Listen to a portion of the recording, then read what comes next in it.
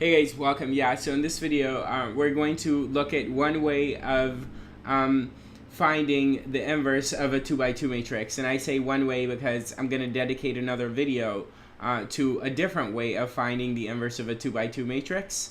And of course, also another video on the inverse of an n by n matrix in general. Now, in this discussion and in future videos, one type of a matrix will come about, and that matrix is called the adjoint of a given matrix.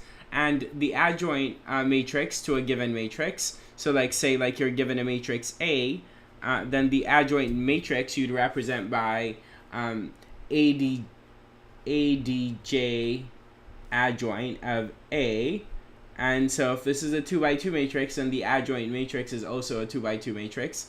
So if this is an n by n, then the adjoint is an n by n matrix. And the adjoint has three different names, and that's one reason I pointed out.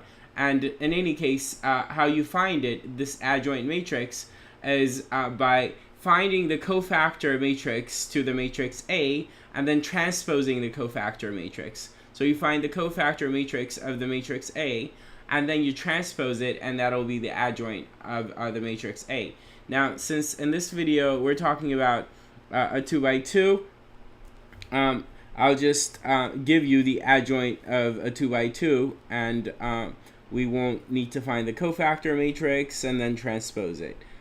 So given a 2 by 2 matrix with entries A, B, C, and D, then the adjoint matrix, which is heavily involved in finding the inverse of this matrix A, the adjoint matrix will have to be the following matrix, and that is the matrix where A and D swap places. So D is right here, and then A is right here. And then B and C remain where they are, but become the negative of what they are. So negative B right here, and then negative C right here. And if you take the matrix A, find its cofactor matrix, and then transpose it, this is what you'll get. So in general, that's the strategy by which you find the adjoint of a given matrix, which is you take the matrix and then find the cofactor matrix, and then take the transpose of the cofactor matrix. Yeah? Okay, cool. Now, we care about this adjoint matrix because it's, as I said, involved in the definition of the inverse. And so it turns out that the inverse of this 2 by 2 matrix A will be the 2 by 2 matrix A inverse, that is equal to multiplying the adjoint matrix of A by the scalar 1 over dit A.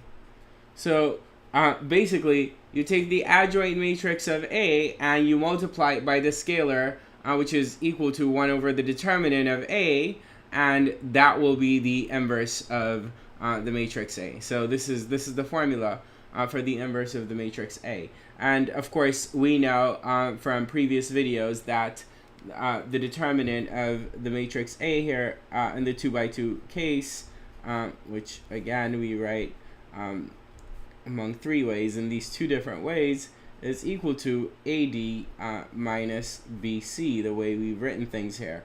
Okay, cool. So if you keep this kind of a design, this kind of a writing, then this is your determinant and this is your adjoint. So A inverse here is going to have to equal, A inverse is going to have to equal 1 divided by A times D minus B times C, and then we multiply this scalar and the adjoint matrix, which I remind you is equal to D negative B negative C, and then A, right? Okay, cool.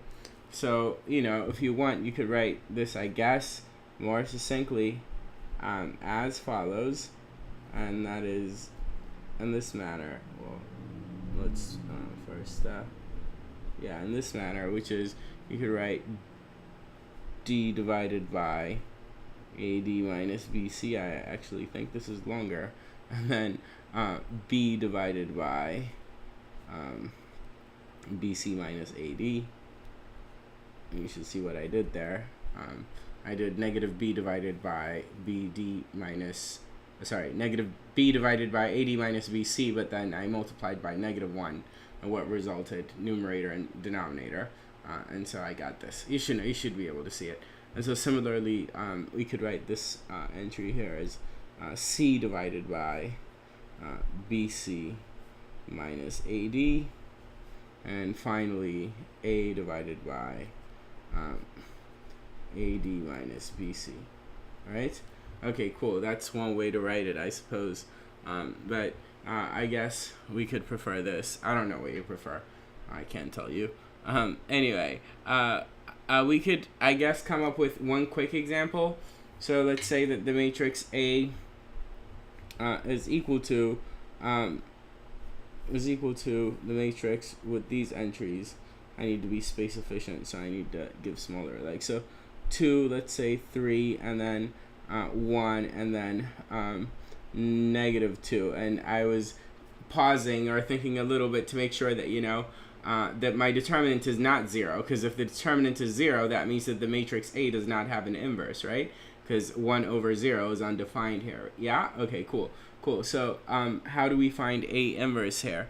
Well, first, clearly the determinant of this matrix is 2 times -2, so that's -4 minus 3, and so that's -7. Okay, cool. And then the adjoint matrix is equal to, let's see,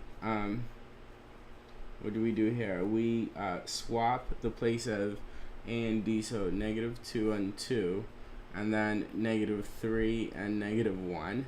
Yeah, and so then we have 1 over the determinant times each of these is going to be A inverse, so that's A inverse equals 1 over the determinant is 1 over -7 times the adjoint matrix, -2, -3, -1, and 2, and most things will be positive now, right? And that's not a metaphor. Okay, so that is, we have 2/7, and then we've got 3/7, and then we've got 1/7 positive, and then we've got -2/7 right there. Yeah? Okay, cool. So that is supposedly, this here is supposedly the inverse of that. Now we should expect that A inverse times A will equal A times A inverse, which is equal to I, the identity matrix for a 2x2. So I guess I should say I 2x2. Now, notice that here we wrote them in reverse order, and it was fine. This is an exception. Matrix multiplication is not commutative. So you can't normally write that A times B is equal to B times A for 2 matrices, but in this case it's fine for the inverse. Yeah? Okay, cool. So I guess what I'm saying is maybe we owe it to ourselves to check that A times A inverse is equal to I for the 2x2. So that'll mean that we have like that 2 times we have 2, 3, 1, -2 times that we expect that this times 2/7 and then 3/7 and 1/7 and -2/7. We expect this to equal the matrix with entries.